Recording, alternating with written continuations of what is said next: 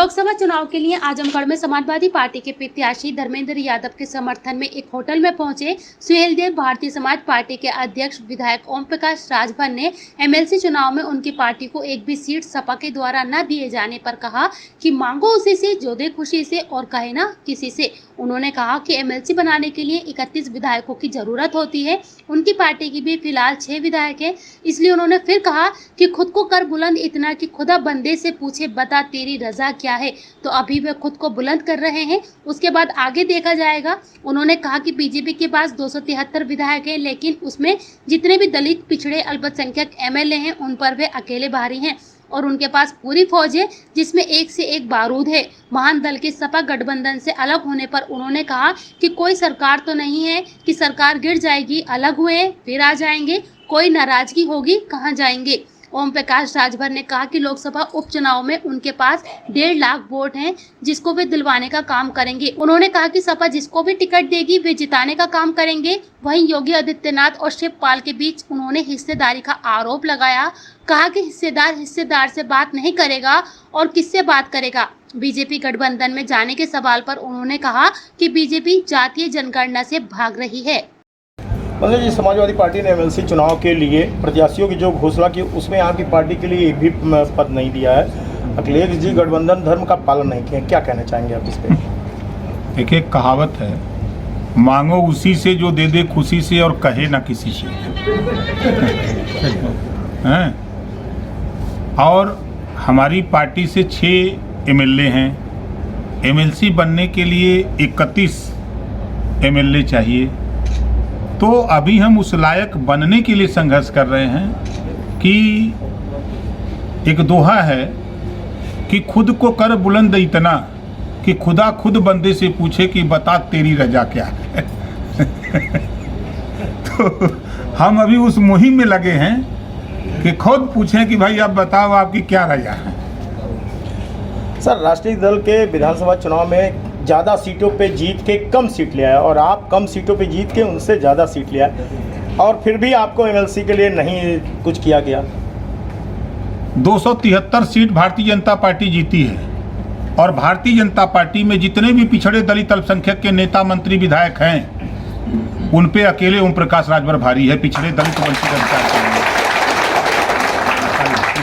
अकेले हम भारी हैं, तो क्या जरूरत है। हम लोग तो वो चीज हैं, हमारे जितने लोग यहाँ फौज है एक से एक बारूद है।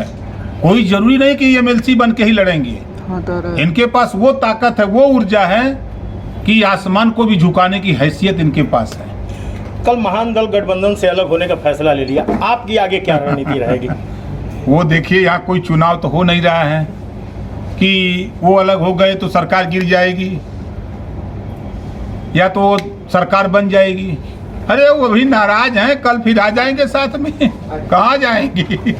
अच्छा मंत्री जी, यहाँ उपचुनाव में आपकी पार्टी कितनी सहभागिता रहेगी?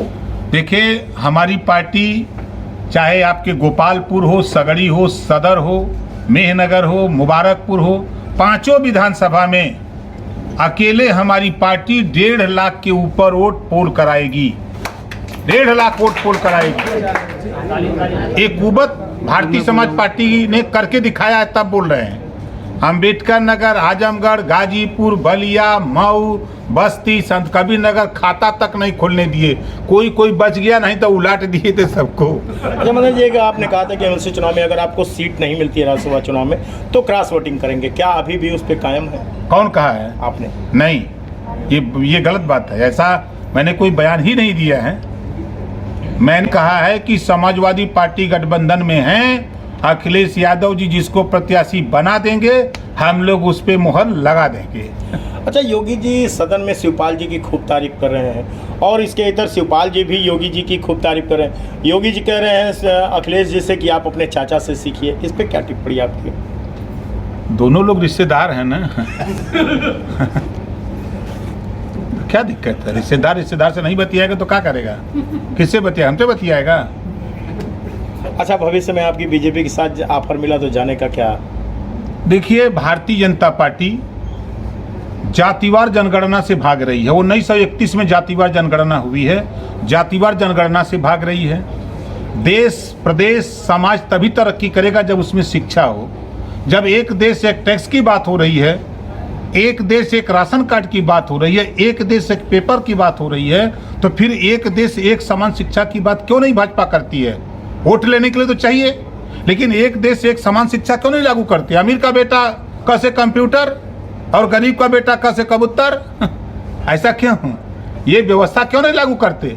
अब करोड़ों रुपया, 1 लाख करोड़ रुपया अमीरों का कर्जा माफ हो गया, तो घरेलू बिजली का बिल क्यों नहीं उत्तर प्रदेश के लोगों को माफ करते?